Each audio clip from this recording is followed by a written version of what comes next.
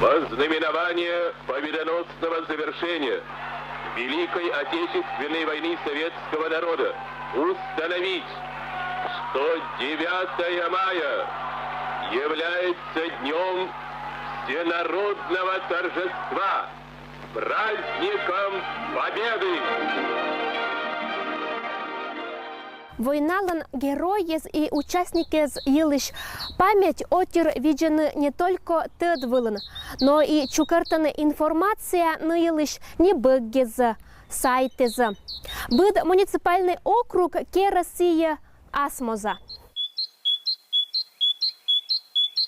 Россия учит народ де сколасын Великой Отечественной войналан героиз, да слава орденлан полный кавалерез лыт щерти, ком пермяккез медоча места вылын.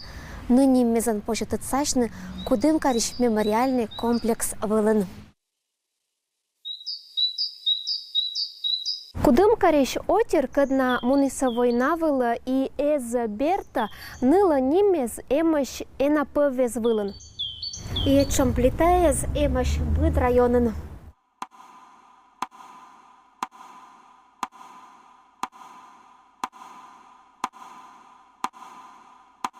Анна Сергеевна, расскажите, как в Гаинском муниципальном округе сохраняется память о Великой Победе, о войне, об участниках, ветеранах? Ежегодно 9 мая на территории вот этого памятника у нас проходят митинги и различные памятные мероприятия. Этот мемориал, он был открыт 3 сентября 1973 года. Инициатором создания этого мемориала были наши земляки, это Иван Поликарпович Куделка и Александр Иванович Верещагин. После реконструкции в 2015 году на мемориале появились плиты, на которых высечены имена тех, кто не смог уже вернуться с поля боя. Кроме того, в памятнике у нас заложена земля, политая кровью наших земляков. Она взята с полев боя, в которых принимали участие бойцы Гаинского округа. Это под Сталинградом, Брестом, Смоленском и у города Великие Луки. Этот бюст Героя Советского Союза Сазонова, он долго находился на территории площади, и перенесли его сюда уже в 2000 году. В Гаинском округе в каждом поселке проводятся памятные мероприятия и митинги. Есть места памяти, есть обелиски, доски памятные. И к ним приходят люди и возлагают цветы. Кроме того, у нас есть еще музей, где можем увидеть фотографии участников войны, послушать историю о них и посмотреть предметы с того времени. В 1941 году была издана газета «Коллективист», где было опубликовано сообщение о том, что начинается Великая Отечественная война. У нас сохранилась эта газета и хранится по сей день.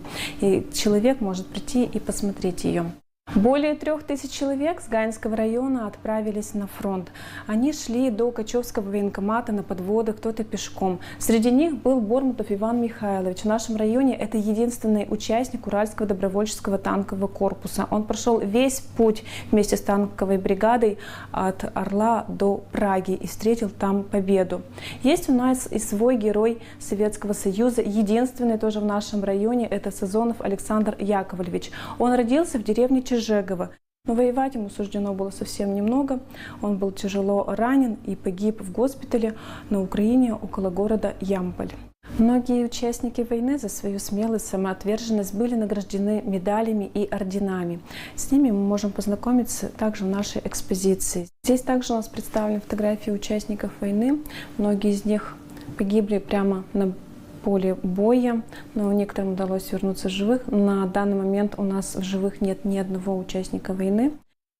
Жители Гаинского округа трепетно хранят память о своих родственниках, об участниках войны. Они делают все для того, чтобы ее сохранить. Они собирают материалы, они хранят фотографии, они приходят, узнают что-то новое всегда о своих родственниках, если у них не хватает каких-то данных.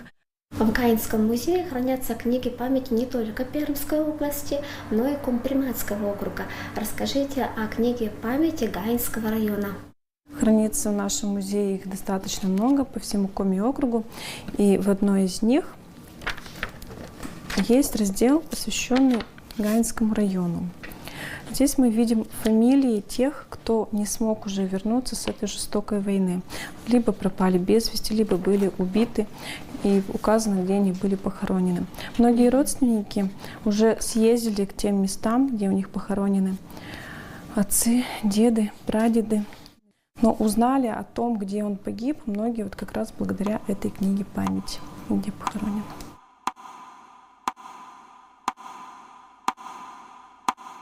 Октябрина Павловна, а кычтен они в Косинской округе Шолищез, донта на память. Мероприятие с одному на лунне за что на каждой мортлович тавна уджут атя аслана с баб дедла, кадна Дориса, ныпанда, мир, победа воетиса. Этна лунне за миан Юралиш районлан пантаща ветеранны, когда тылыслан труженики, но миан уже кольче столько этих ветеран, когда воюете с война год дезас. Это Чугайнов Александр Дмитриевич. С 44 года, 10 класс Борщань, доброволец с война была, и Дори с миан границы с Кавказом. Миан района 15 памятники, погибшие с Великой Отечественной войны. Но и на лунной, за майской лунной, за этих памятников шел еще поселок Сосновка. И сеченлуаса уже ветераны с Кадналоктиса война волшаня, Сикулиса Сыборщань и Тылыслан труженики тоже. Барья годы засаден волнующий миан бессмертный полк. Тимунан это строен и лов даже щипда эмон сечмася, сечмася волнительный. А ми отжиг портреты сетно убирайте шкафа, а мне нам полка вон сулалана. И ми будца года скоста нет, да и видя отчет аслам дед один, да дядя один, ми на мамалан куим вон из локтовой на волшаняс.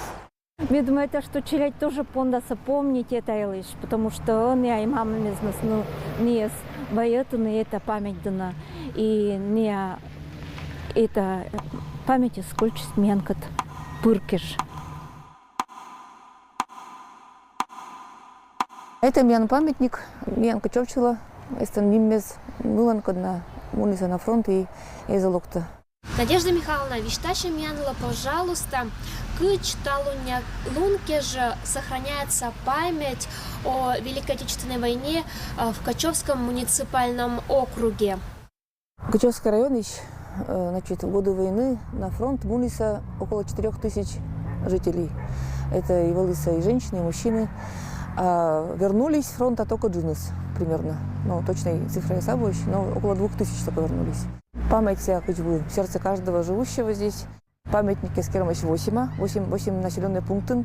Проводили мероприятия, посвященные столетию Героя Советского Союза Калинина. Они, кстати, это годом 100 лет мод героином было, когда Вавилин, Алексей. Один у нас отцалый миян общественное движение ветеранов. Не миян практически каждый жиджик деревня немощь, ячейка есть. И каждая школа проходит эталонные, скажем, уроки мужества.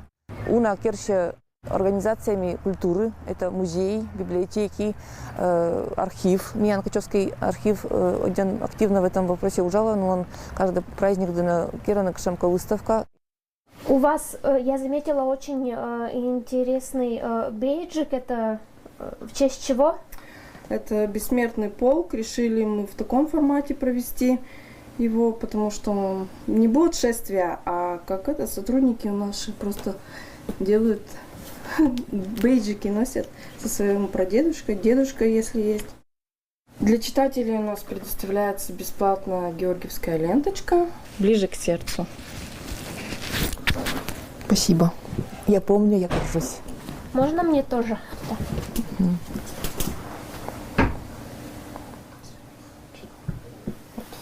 Капелькой. Тоже можно?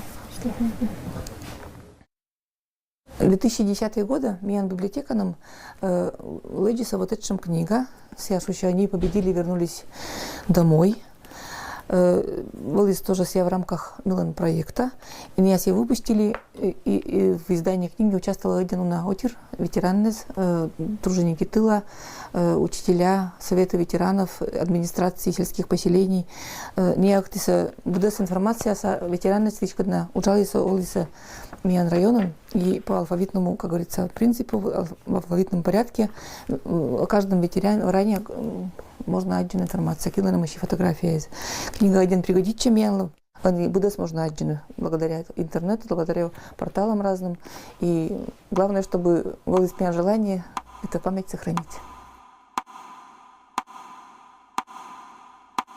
Как на сегодняшний день сохраняется память о Великой Отечественной войне в Юрлинском районе? Мы придаем очень большое значение патриотическому воспитанию молодежи и в целом населения. И какую бы экскурсию, скажем, ни проводили, вольно или невольно, тема Великой Отечественной войны, она в центре внимания. Мы работали очень в течение не одного десятка лет над созданием книги памяти районной. Она стала составной частью книги памяти Пермской области, затем Коми округа, а сейчас работаем над электронной книгой памяти. В рамках каждого сельсовета создали летопись деревень Юрлинского района.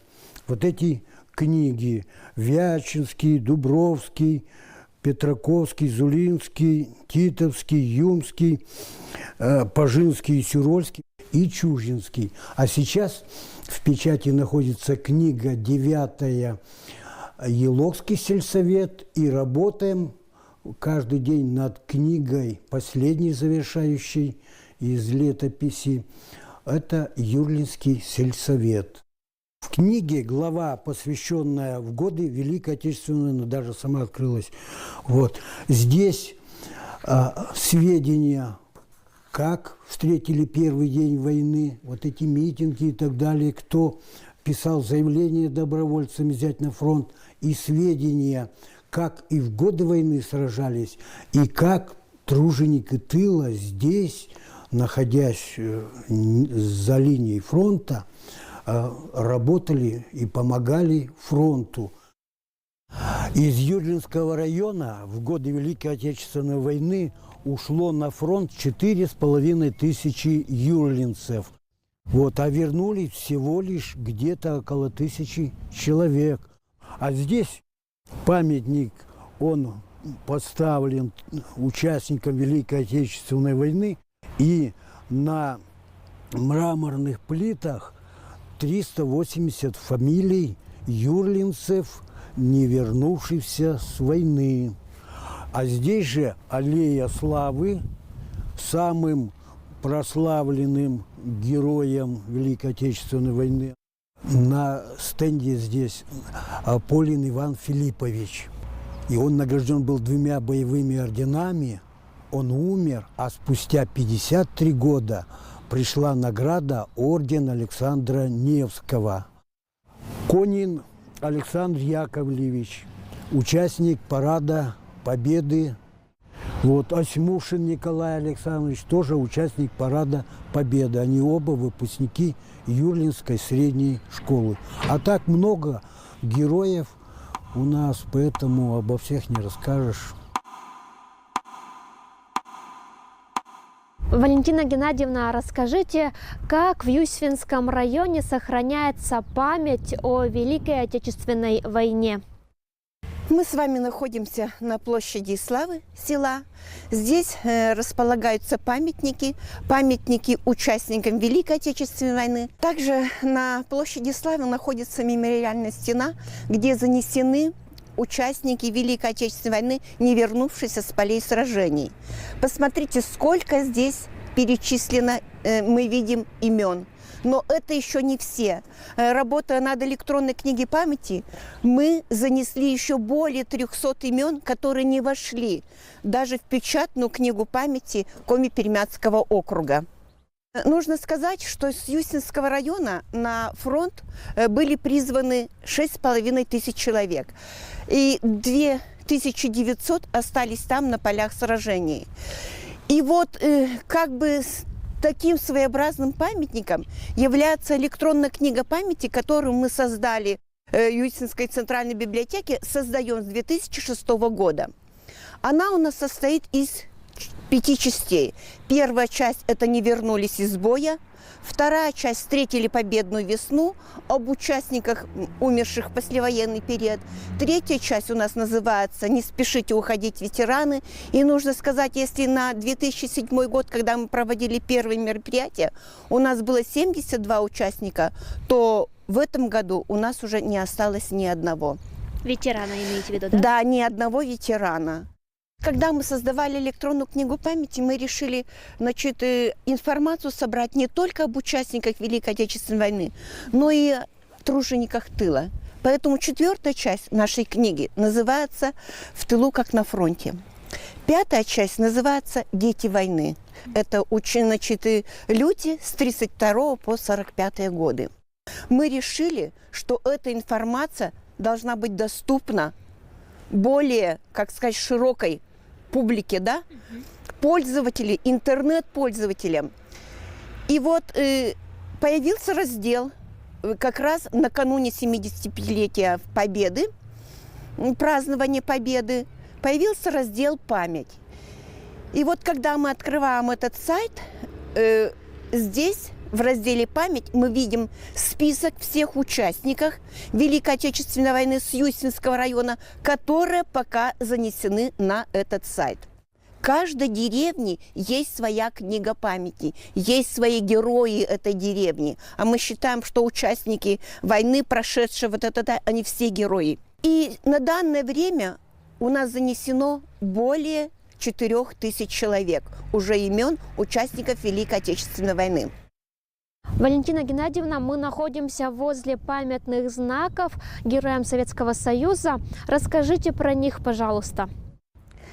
Мы стоим около памятных знаков 4 героям Советского Союза с Юстинского района. Ашмарин Иван Константинович из поселка Майкар, Вотинов Африкан Иванович, тоже из Майкара, Утев Егор Васильевич из деревни Петухова Антипинского сельского совета и Колыхматов Федор Антонович из деревни Стрижи Харинского сельского совета. Владимир Михайлович, как в Кудымкаре сохраняется память о событиях тех лет? Вопросы памяти, они сегодня более остро звучат, чем, может, даже 10, 20, 30 лет назад.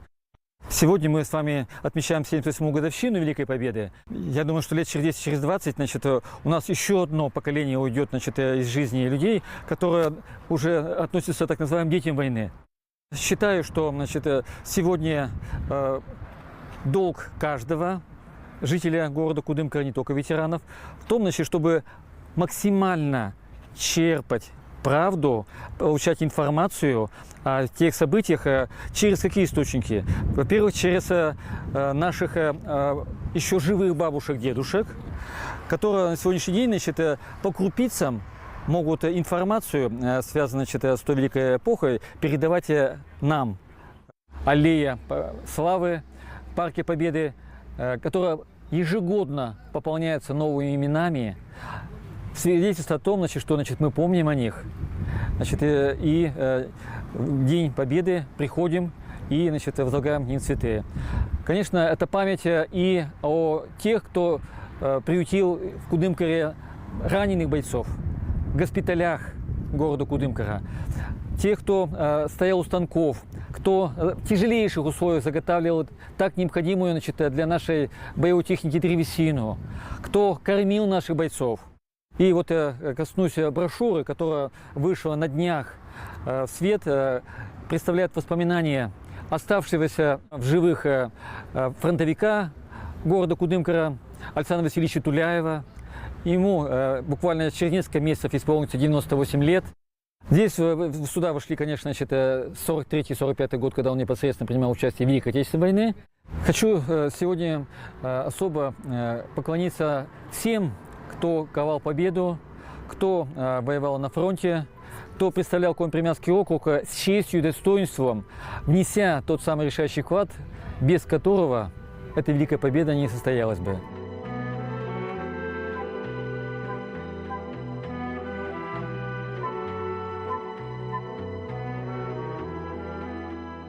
Отгремели давно орудийные залпы.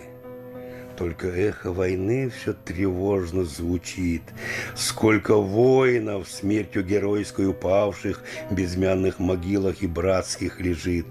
Кто-то выжил в аду и вернулся героем, но болезни, ранения взяли свое. Фронтовик, ветеран — это слово святое в книгу памяти гордо вписало село.